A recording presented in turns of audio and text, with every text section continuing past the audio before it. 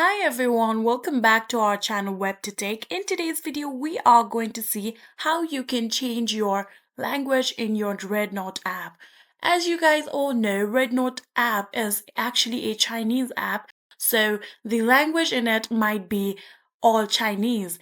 And if you want to change the language in it, and if you guys don't know what the texts are saying, this video might be a help. So let's get right into it. The first thing that you have to do is obviously open your REDnote app, and here you can see all that letters are in Chinese, which you guys might not understand. So the first thing that you have to do is tap on the letter that you see on the bottom right corner of your phone as shown in the screen. Just tap on it and then your profile will be opened.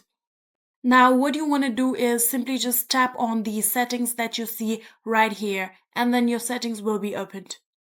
And now what you want to do is tap on the general settings option, which is the second option with a gear icon in it. Simply just tap on it. Then what you have to do is tap on languages, which is the first option, this one. Simply just tap on it, and then here you will find a English letter, just this. Tap on the English and then you will be all set. Now you can tap on the back button right here and now you will be refreshed to all your English letters. And that is it.